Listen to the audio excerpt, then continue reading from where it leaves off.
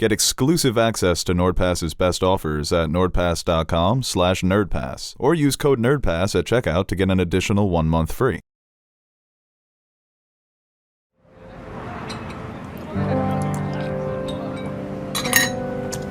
Got soup.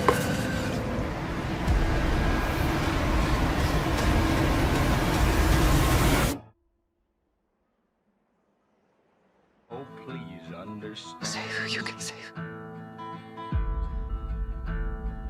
Hello, everybody, and welcome back to another episode of Nerd Soup. I am Beau Oliver, joined here today with Aaron, the Nerd Soup Monkey, and we are back to review The Last of Us, Episode 8, When We Are in Need. Written by Craig Mazin and directed by Ali Abbasi. I think a lot of people are saying this was the best episode of the season so far. It's definitely up there. I still think episode 3 has been my favorite, which we get a lot of negative comments still, which is always surprising, but go fuck yourself if you're going to complain about a gay relationship in a show where the source material also had gay relationships, so go fuck off. Kindly. Unkindly. But this was a great episode. Really enjoyed it. Intense throughout. Similar to how it played out in the game. This was the moment in the game where I realized, oh, this isn't a zombie story. This is a human story. Human beings suck. And everything about that encounter I thought they captured perfectly in this adaptation. It was super unsettling. Scott Shepherd as David was great casting, and I think for me coming into this show, this was an important casting to just sort of capture that creepiness but also the charisma, showing us the reasons why people would fall under his trap, and it's sort of the dark side of leadership in this world. With Tommy's encampment, you could see more righteous leaders that, yeah, they're doing some things that are controversial to protect the pack, and when it comes to this guy, he's also doing controversial things to protect the pack, but it feels far more self-serving, that he's more concerned about keeping his status as this group's leader because, you know, if he would tell them what they were actually doing to survive, not all of them are going to be on board with it. And he gives off these soft-spoken, thoughtful qualities, but he's just a psychopath underneath it all. And for the experience of playing the game, he was the most memorable villain. And I think for a lot of people watching this show, he's going to be just as memorable as he was for us. And also Bella Ramsey's performance. You could say that this was the highlight of her time as Ellie because of all the emotional turmoil that she's dealing with. And then the way it all comes to that epic conclusion there at the end. What can you say about her? I've loved her all throughout the season. And as I said, I think this was probably her best turn yet as Ellie. Yeah, I do think it's the best episode of the season. And like you said, that's like just the scariest type of villain. Someone who's not that physically imposing, but like you said, is just gives off creepy fucking vibes right from the beginning. But also like in the way they talk, like when he's having that conversation with Ellie before they go back to the camp when they're just sitting around the fire. Just seems like, you know, maybe a little creepy, but maybe he's not that bad of a guy. No, that's exactly how it felt when you played the game, because he is doing a really good job of placating the situation, speaking softly, saying the right things until he pulls the rug out. And it hit me watching it just as it hit me playing the game. Basically tells Ellie, I see you. I know who you guys are. You just killed one of my buddies. And she says, well, you know, they ran up on us, motherfucker. Well, she should have said that. Yeah. That's why, going back to that encounter, it was a little silly. You know, what was Joel supposed to do? He just got ambushed by some random guy in the middle of the field. But yeah, when he does have that face turn and it gets super dark, and that tone is kept throughout the rest of the episode, where things are amplified and heightened. You even see it with Joel when he's interrogating the two guys. He tells the other guy, yeah, I believed him, but I'm just going to kill you for the fuck of it. And I'm like, okay, there's Joel. That's my favorite Joel moment of the season. And he had two fucking fantastic moments this season, basically showing the two sides of him. But him in that moment just being so ruthless, fuck you, I don't care about you or your lives, was just perfect. Right, and there's so much talk when we watch Joel and Ellie. If only they could open themselves up and learn to care about each other. But this is the dark side of that, because he feels responsible for Ellie. She just did all of this to save him. So now he'll do anything in order to save her. So, and then we see it on full display there. Yeah, like you said, the whole episode, right from the beginning, there's just a creepy sense that really doesn't relent at all. Like, there's just tension building throughout the whole episode. You mentioned the games before. I think it was a great adaptation, especially, like, one of the sequences etched into my brain is at the restaurant with the fire, and I think that was adapted perfectly. But, yeah, throughout, I mean, even in the beginning when we see Joel and Ellie still trying to take care of her, going out hunting, apply the skills that Joel has taught her all this time into helping them survive.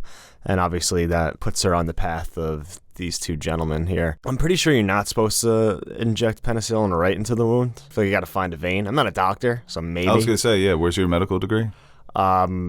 I got it at that hospital from last episode. Oh, wow. The monkeys gave it to me. I could be wrong. If any doctors in the comments, please help. Yeah, I think you're supposed to jam it right in the eye, because they say that goes right to the brain. Yeah. And the brain deals with the pain. Yep. So right in the eye or the nostrils. And Joel looks, when he finally gets to the camp, and that's the most disheveled I've ever seen a human being in my life. Well, even when she gives him the knife and she's like, if anybody comes, stab them. I'm like, this motherfucker's not getting up. This tired. Guy's at death's door. He is not understanding a thing you just said, bro. He is fever dreaming right now. He is back in Texas. But yeah, just from that first encounter they have until like we finally realize who this man is, there's always that sense of something wrong. Even in that when he's giving that prayer for the eulogy for the child's father who passed, like. And then at the end of the episode, you realize, oh, that's why they can't bury him. He's not saying, yeah, because they're fucking chomping him up. He's not saying anything overtly like, oh, he's a bad cannibal predator guy. He's just giving a basic prayer, but just the way it's filmed and the mood and the way they kind of all look at him and the way he's acting, it's like something's not particularly right here. Right. That's why sometimes humbleness can betray an ego when you're so soft-spoken and so thoughtful and you're trying to give off this, as you mentioned, he's not a leader because of his physicality, but it's the emotional leadership that he's able to provide. Then you realize he's taking advantage of these people. He's manipulating them emotionally because he's a terrible person and he wants to maintain this position of leadership. Yeah, I love the line when he said, I found God after the apocalypse, because he saw it's like a little vacuum of I can be the king of my own little castle here. I can be David the dictator. They all looked at him, and the way he called himself father, so fucking creepy. Where it wasn't the religious undertone, it was this predatory undertone that he had to it. So I think that's why it makes him such a unsettling villain, because he is giving off that soft-spoken demeanor, and you want to trust him until he pulls the rug out. And I think for those characters that he was leading, they never had a shot. But somebody like Ellie, who is so independent, and as he mentions, loyal to Joel, and so obsessed with her own idea of what it means to not be alone, that's never going to work on somebody like that. It's the immovable object, meaning the unstoppable wall. Right, and I think the wall would be in the immovable object in this. Say that again? I feel like the wall would be the immovable object. Is that what I said? Unstoppable wall, immovable object? Hey man, imagine just a wall coming at you really fast. Jerome Bettis. Right. And we haven't really got too much into religion so far this season, and I think Ellie had the reaction as like I would in that situation. It's like, oh, do you believe that God still at this point? Hey man, you open that Bible, there's a whole lot of chapters on the apocalypse. Religion loves a good old-fashioned apocalypse. Makes for some great television. Right. Say what you will about the Bible. Oh, great source material. Yeah. We need the BCU. Damn. Or as you called it, the JCU. Hell yeah. But he comes part 2, you know. Yeah. He's like when they brought in Spider-Man. So another studio owned the rights. Hey, Tom Holland, cast him as Jesus. Yeah, that should be fun. But yeah, it's a perfect way to kind of, I think, use it as a tool to manipulate people, or to, I guess, propagate your own beliefs into taking control. Because like you said, he isn't a physically opposing guy. What would stop one of his men from not listening to him? It's just the control he has over. And it was fun. One of his men was played by Troy Baker, who voices Joel in the game. Right. James. They keep giving like the weird role. Like, there isn't many roles for like good guys, but I think it's funny how they keep giving the roles from the video game actors, and they're just like, oh, you're playing a bad guy. Yeah, you're a piece of shit now. Yeah. You were kind of a piece of shit in the game, but now you're the second in command to a Predator. Yeah. So, well, work is work, right? Yeah, no, it's easy to see why people would fall in this trap, because there's so much desperation in the world. It's almost more appealing now. You have nowhere to go. You have nobody to lean on. So who do you turn to? You turn to God. And then God is personified by David. And we see it time and time again where men come to believe that they are God themselves. So the hubris is totally gone to his head. The way he strikes that young woman and then helps her up, that's how he's keeping the balance here of I'm going to assert my dominance, but I'm also here to help you get back up. So these people don't even realize it's like a Stockholm syndrome thing. And as I mentioned, where else are you going to go? They're snowed in. The resort, at the very least, it's shelter. Yeah. And you are getting this guidance, at the very least, from this sicko. Well, And for most, I imagine most people just truly do believe in him. And we see that all the time. You put your faith in bad people because you have nowhere else to turn. Even like the little details, like him just getting a bigger plate than everybody else with more food on it. Like that alone shows that Very Christ-like. you can be an extremist, but like still, I guess, view yourself as equal or kind of, we're all in the same boat here, but still use that to take control and still be a shitty person.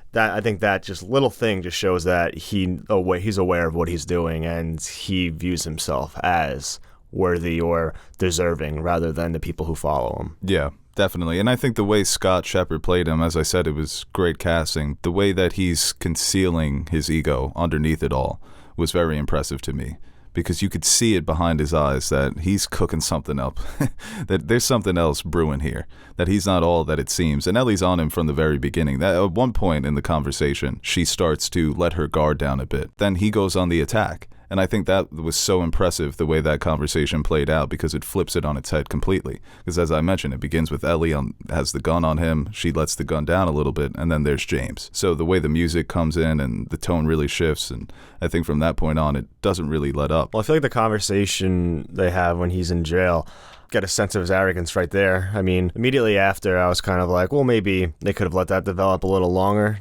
just so, like, to convince us that in his mind he would even begin to believe Ellie. Then when you look back at it and talk about it, like the way he's probably been able to take control of everybody and kind of have this presence, he probably thinks in his head, yeah, like I'm spitting right now. She's buying into everything I'm saying because he's probably used to it. But he does kind of have that we're not so different, you and I moment with her, showing the comparisons and the one thing popping out, to me at least, was you have a violent heart, which we kind of see play out later, although very justified and in different ways. But there is that violent nature to Ellie that he kind of is able to point out. Yeah, and I think it does speak to his hubris, thinking that he could convince her to not only join their group, but to be in a romantic relationship with him. But for Ellie, she does have that violent heart. He knows that. So what do you think's going to happen when you put a violent animal in a cage? And her instant reaction is, why am I in a cage? She's thinking, as soon as she comes to, I need to get the fuck out of here. Right. I'm going to fight back with everything I've got. You know how much of a bad guy you have to be for like cannibalism to not be on the top of the list? I know, right? He's got a lot of bad things here. The third or fourth worst is cult leader, and it's cannibal, sexual predator. Yeah, because like in this world, you might be able to spin zone cannibalism. Like, look, we're dying here. I think I don't want to say he made a fair point, but it's happened before. We hear, people get stranded and they have no other choice. Yeah. Yeah, what does Ellie notice? She notices the ear, right? Yeah. Bad job by the cleanup crew.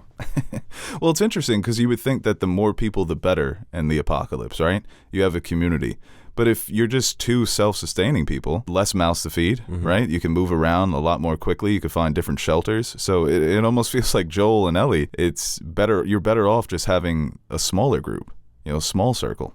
Yeah. Less is more. That's what the Fellowship did. Right, exactly. Well, some people were picking them off, too. Yeah, but come on. Hitting them with the full court press and shit. They made it. They did, yeah, barely. That boy Sam was literally 2018 LeBron, literally carrying Frodo. All right, guys, before we finish this video, I want to give a quick shout out to today's sponsor, NordPass.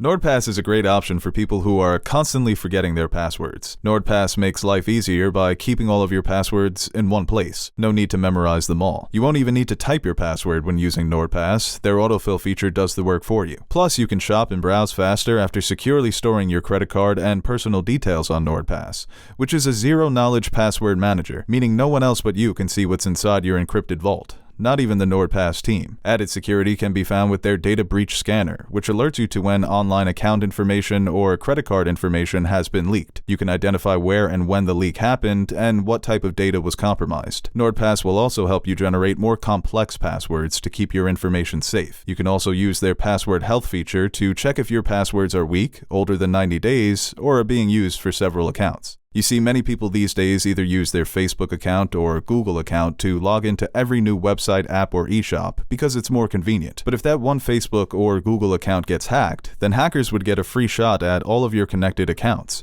Your personal information will be vulnerable, and more serious crimes could occur, such as identity theft or crimes committed under your name. So head on over to nordpass.com/nerdpass and sign up for the password manager that also acts as a cybersecurity tool, making your life online a lot easier and, most importantly, safer. Plus, you can get an additional 1 month free when using code NERDPASS at checkout. But the way that even, I think I've been a little frustrated with Ellie's character, with her certain capabilities throughout this first season, but I think it was on full display here, the wit of the character that she plays into David to get a little bit closer, and she grabs his hand and then she breaks his fucking finger. And that was such a memorable part in the game, too, when she screams at him, tell them that it was Ellie's the name of the girl who broke your fucking finger. So she was just epic in this episode. And it's fun, it's triumphant in those moments, but then it becomes super fucking sad in the end. And this is one of those moments that broke me when I first played it, because it's that violent outburst that she has where she can't hold back. He's been dead for 5 minutes and she's still fucking stabbing him. So for all, they've been doing such a good job of hinting at Ellie's rage and her thirst for violence and her thirst for blood. And when she's given an opportunity where it is justified, she's going to take it to the extreme. And that where you're happy because she's able to defeat this creep, but then you're like, oh my God, pull it back. I don't think she went hard enough. And that's the other argument, right? That there's nothing that you wouldn't do to somebody like this. Well, even it's just so sad for a character, we've seen the good and bad sides, but mostly the good, the fun, loving nature of the character, the innocence of the character. She's still holding on to that childhood innocence, but you could say that in a moment like this, what's there left to hold on to? It's just sad. Well, even the moment when they have her on the table and she's able to kind of use the fact that she's been infected to get that split second just to get them off guard for a minute. And then she killed Joel. She did kill Joel. I like that. Yeah. That's a little meta. That's funny, yeah. But yeah, I mean, like I said before, using the skills, the hunting skills, obviously, survival, and kind of using her brain a little in this moment to just get them off guard and be able to get that window to escape. I really like that aspect of it. Yeah, and her reactions when she's in, when they're holding her down, her screams, her yelps, she really puts you in the moment, dude. Like when David even has her there at the end, when she thinks that this is it, she's struggling to grab the butcher's knife and she eventually gets it. Those screams and those reactions, to me, those types of reactions always get under my skin when there's nothing you can do. But luckily, she's able to grab that knife. So I thought she was just fantastic, dude. The visceral fear that she was, and it's not the zombies, it's the people. Yeah. It just makes it so much worse because you know that there's somebody inside of there. How did you become a monster without getting bitten? You're just a fucking human monster, dude. So it just adds a new element of fear because you can't anticipate people, man. You just never know. With a zombie, you see a zombie, that zombie's going to come at you and try to bite you. Yeah. This motherfucker's playing mind games. Like I said before, like that moment from the game was just so memorable when you're hiding in the restaurant. Oh, and he's just talking. I had to stop playing it. Yeah. He's like, Ellie. And then you turn the wrong corner and he fucking kills you. Because you can't use listen mode. No, it's a hard mode. Like, no, it's difficult. He's it's OP scary. Yeah, he is. It took a lot out of me to fucking kill this guy, man. Yeah. Actually, that's what's really fun about the game is because when you finally do get him and Ellie lets loose, it's like, yeah, fuck you, motherfucker. Making me it's the best. Replay this 3 or 4 times, 5 times. And you're struggling with a part and you're finally able to just crush him. Yeah, it's awesome. And then Joel comes in there at the end and comforts her, and those lines were taken from the game. That's when, her referring to her, Joel referring to Ellie as baby girl, I think that's where they really do turn the next page in their relationship.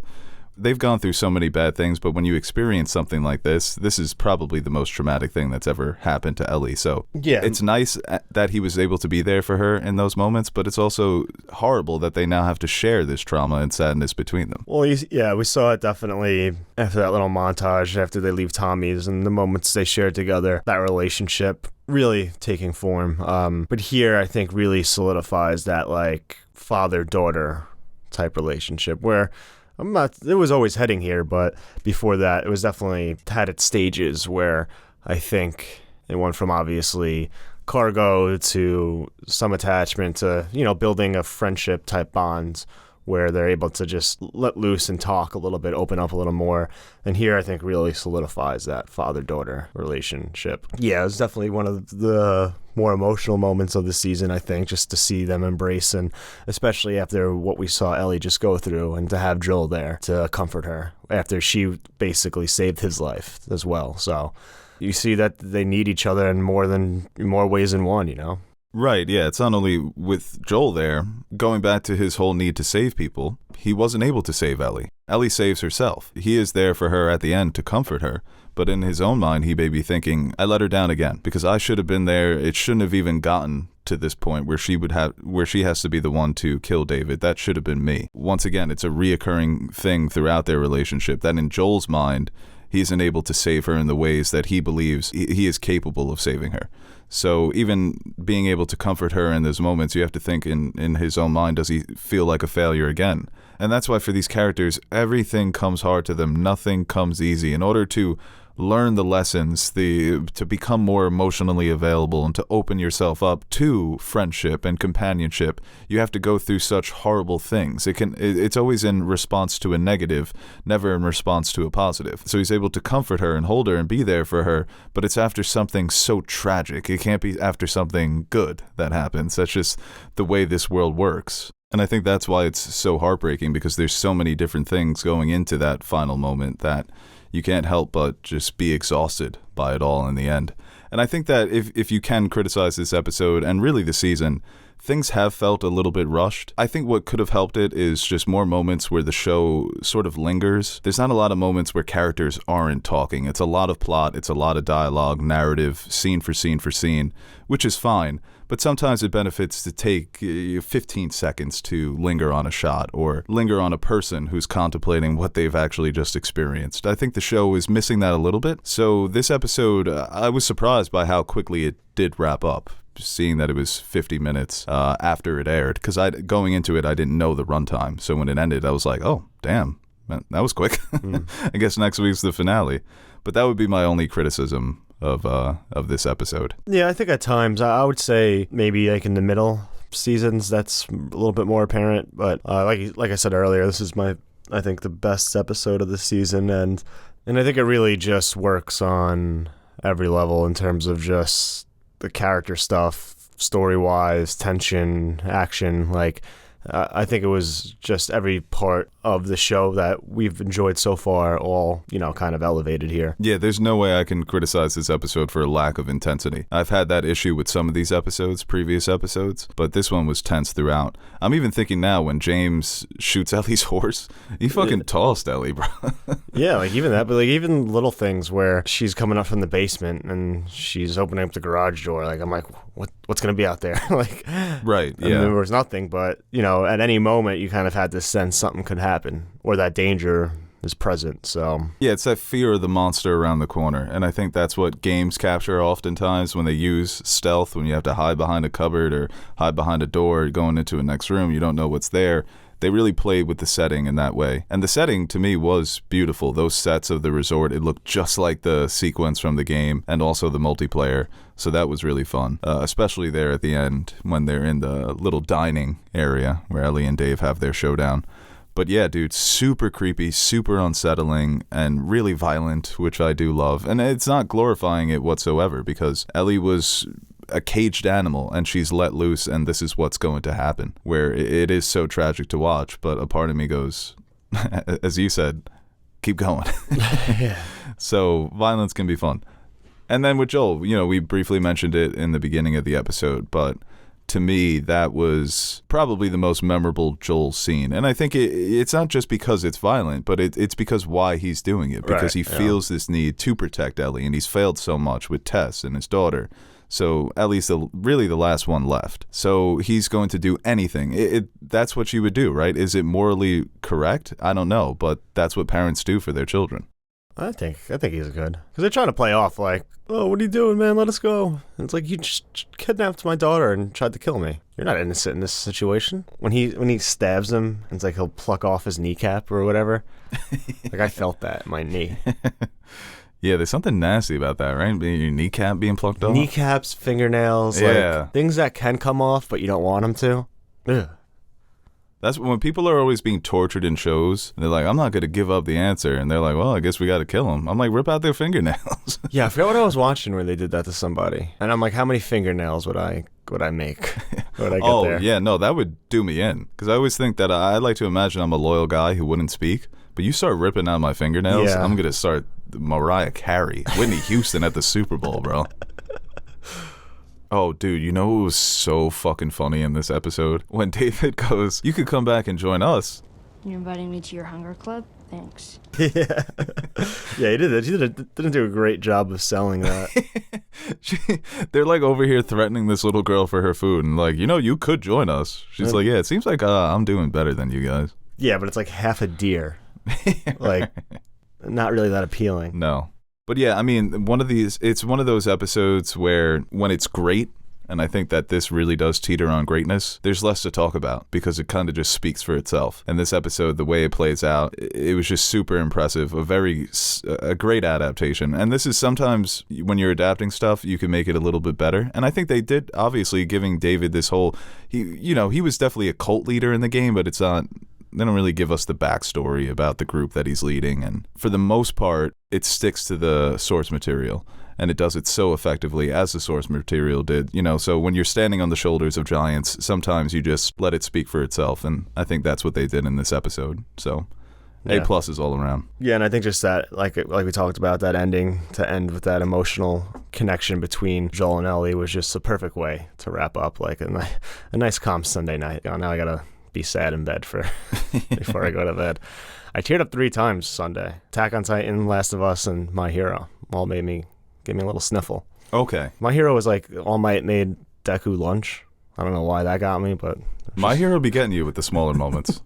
But he didn't want the lunch. I was like, eat the lunch. Oh, that's even that makes me tear up when an older person does something nice for a youngin', Yeah. and the youngin' doesn't reciprocate. Yeah, like, oh, come on. Then the other 2 were just like super emotional, like impactful moments, and that's on the same level as lunch. Yeah, no, Attack on Titan and Last of Us on the same day was a lot. Yeah. That was a double whammy. And then the Knicks beat the Celtics. Yo, what a fucking weekend. We all winning. Kevin Durant. What are you calling out KD? Don't He's you on the regret not coming to the That Knicks? motherfucker's on the Suns. Next thing we know, he'll be back on the Warriors. No, if he's ring chasing, he's coming to New York, baby.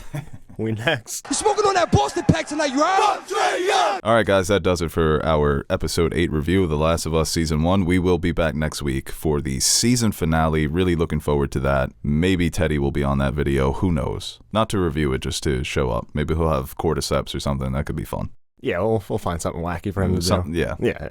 that's what we do here. Wow, that was probably our best review yet. Hey guys, Aaron the Nerd Soup Monkey here with a brief shameless plug before we end the video.